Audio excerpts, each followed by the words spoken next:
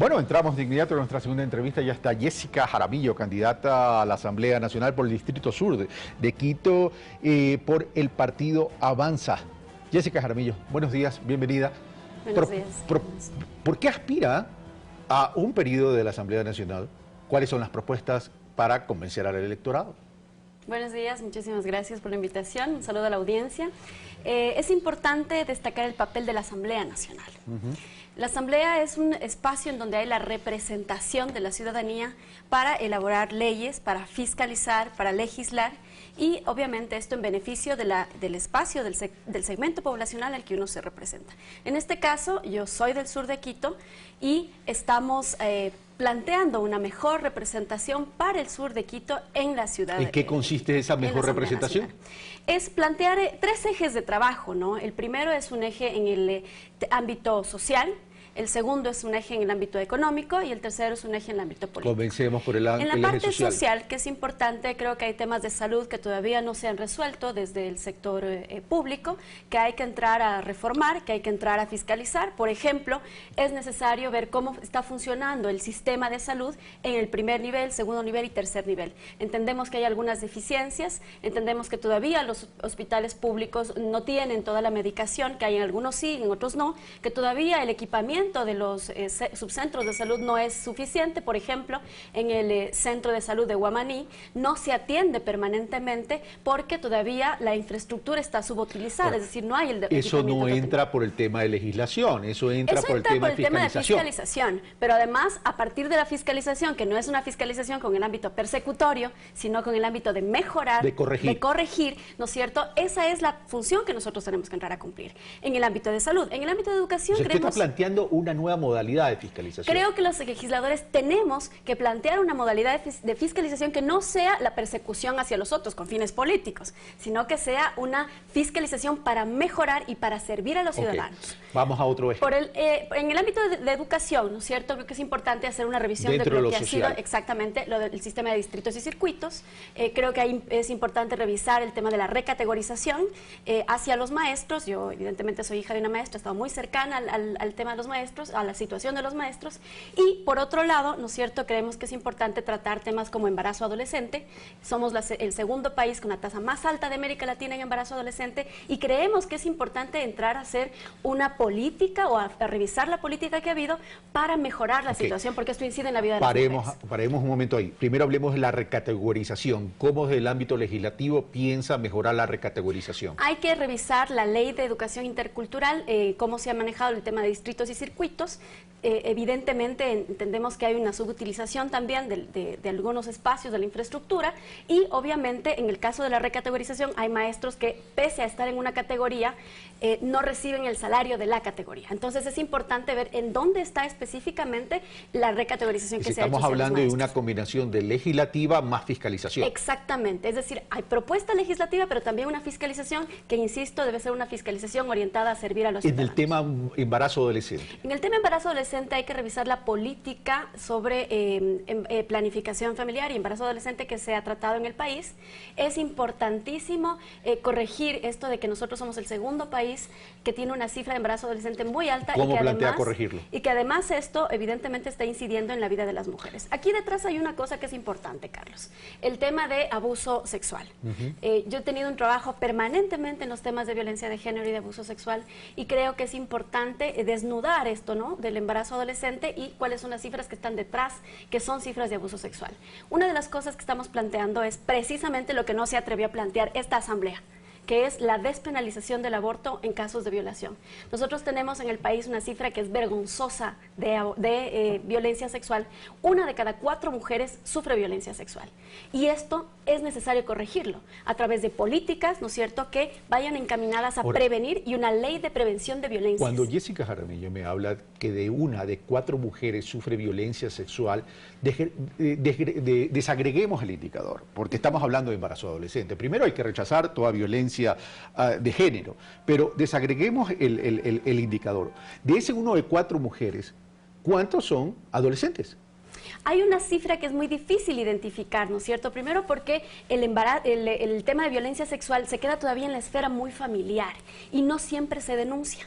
Entonces es muy difícil recabar todos los datos certeros y hay una cifra obscura, digamos así, que no se conoce. Ahora, nosotros tenemos una única encuesta que se ha realizado en el país sobre violencia de género, que es realizada en el año 2011. Es necesario volver a hacer otra encuesta porque se han aplicado políticas que no sabemos si funcionaron o no. Pero el tema de la solución no termina de pasar tan solo por la despenalización del aborto, que es una decisión de carácter personal, individual, sino se requieren otro tipo de estrategias. Claro, son de carácter preventiva y además de carácter correctiva. Es decir, en el país, una mujer que sufre violencia sexual tiene doble impacto psicológico. El primero, el saber que fue víctima de una agresión, y el segundo, ¿no es cierto?, saber que tiene que criar un hijo producto de esa agresión. Yo no estoy diciendo que lo que vamos a hacer es despenalizarlo completamente. Lo que estamos diciendo es despenalizar en este caso para que las mujeres que sufren este tipo de circunstancias puedan tomar una decisión adecuada, porque esto es agresión sexual. Es una agresión, es violencia contra las mujeres. Pero hay otro factor del embarazo adolescente, que a lo mejor no es muy analizado en el país y me atrevería a decir incluso en la propia Latinoamérica, y es el consumo de alcohol desde los 12 años en hombres y mujeres. Y ese consumo de alcohol e incluso de droga a partir de los 12 años, que están en plena pubertad, los lleva al tema de iniciar también la actividad sexual temprana, a un inicio temprano de la actividad sexual. Y ahí viene un problema. Y ya eso ya no es un problema de legislación, eso es un problema cultural, un problema que viene desde las familias, un descontrol de las familias. El mundo ha cambiado, el mundo nos ha llevado a que las familias sean distintas, etc. Sí, es verdad, pero ¿dónde está la estrategia para ir en la dinámica del mundo? Jessica. Bueno, es importante señalar que las políticas que realiza el Estado son políticas preventivas y políticas de atención. En cuanto a las políticas preventivas es donde se debe trabajar muchísimo esta circunstancia, ¿no es cierto? El tema de drogas, el tema de alcohol, pero mi preocupación y mi enfoque va a ser específicamente embarazo adolescente y ley de prevención de violencias. Creo que es importante darle a la sociedad una alternativa viable para poder solucionar. Pero lo que le he mencionado tiene incidencia en el embarazo adolescente. El tema de claro, o sea, es parte de la incidencia del embarazo adolescente, pero no tenemos una estadística general en donde digamos que el Estado tiene una preocupación específica o tiene una estrategia específica para cada una de estas, no hay investigación. de estas causas. No hay investigación que nos permita plantear políticas y estrategias. Exactamente, y no hay un seguimiento a las políticas. Las políticas deben hacerse seguimiento, debe hacerse una evaluación periódica y debe levantarse, ¿no es cierto?, una propuesta que pueda atender a esta necesidad. Se me está terminando el tema. Eje económico. En el eje económico estamos planteando algo que es muy importante, sobre todo para los emprendedores, una ley de segunda oportunidad. Esta ley lo que va a permitir es que quienes hicieron un primer emprendimiento y fallaron quizá en el primer emprendimiento puedan tener una segunda oportunidad para volver a hacer un emprendimiento, montarse un negocio, un restaurante, y el sistema financiero no lo castigue por haber fallado en su primera oportunidad. ¿Cómo piensa? A ver, voy a utilizar una metáfora que no es exactamente lo que quiero decir, o sea, es metáfora, ¿no? Es decir, ¿cómo despenalizar esto desde el sistema financiero? Porque hay un castigo del sistema financiero para aquellos que han pasado algún bache y el sistema financiero los cataloga y dice, ya no más. Es decir, los excluye y eso no es democracia. Así es. Lo que estamos planteando es que se revise el tema del buró de crédito o que se elimine el buró de crédito para que lo que planteen, sí, claro, cuando Avanza no ha estado, al menos yo no he estado dentro de la Asamblea, no hemos tenido la mayoría para Avanza poder fue hacerlo. parte de este gobierno. Sí, como el 80% de los ecuatorianos que le votaron al presidente de la República. Pero, o sea, y no tiene por qué ser un pecado. Una cosa es que hayan votado y otra cosa es ser parte del gobierno. No tiene por qué ser pecado porque además es importante conocer la institucionalidad. ¿Cómo usted quiere cambiar Avanza desde este punto de vista? Yo, por ejemplo, he dicho, ¿no es cierto?, que en estos 10 años el Estado ha cambiado. Quien quiera gobernar sin haber conocido el Estado durante estos 10 años se va a equivocar, porque hay una serie de sistemas que deben estar dentro. Vamos al punto. ¿Cómo piensa usted quitarle esa despenalización del sistema financiero a aquel que ha pasado ese bache financiero y que resulta ya no tiene acceso porque el buró de crédito, los buró de créditos o las políticas internas del banco o de la institución financiera no le permiten continuar en la vida?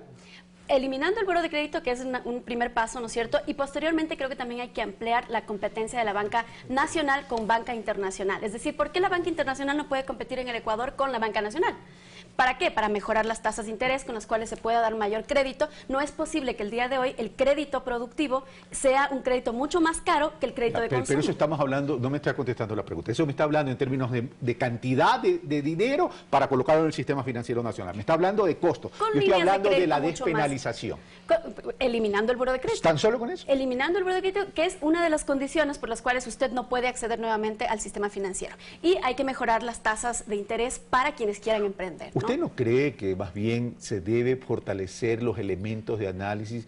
Porque en el tema crédito, que también es sensible, hay que evaluar es la moral de crédito. El problema es que en la moral de crédito, que es el indicador que usa la banca, el sistema financiero, creen que es crédito vencido es porque no se ha tenido moral de pago de crédito. Y eso no es así, porque se puede haber emprendido y las condiciones variaron de tal suerte que afectaron la actividad y no se pudo pagar. Pero y otra cosa es el que no quiere pagar de forma intencional, lo que pasó en la crisis bancaria.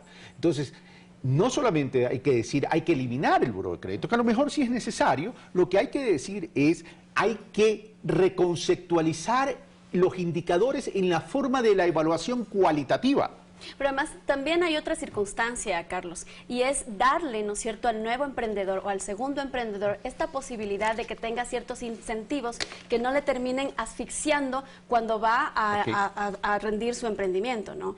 Creemos que por ahí es la alternativa. Estamos planteando también una política tributaria con estabilidad de al menos 8 años que nos permita tener principalmente incentivos para quienes quieren emprender en este país. Jessica Jaramillo, muchas gracias y qué gusto tenerla aquí por primera vez, si no me equivoco, en Pensamiento Crítico. Sí, es la primera vez. Muchas gracias, muy amable. Gracias. Nosotros hemos terminado por el día de hoy. Esto fue Pensamiento Crítico. Soy Carlos Rabascal. Como siempre, las conclusiones las sacan ustedes y yo los espero el día de mañana con más entrevistas, opinión y análisis.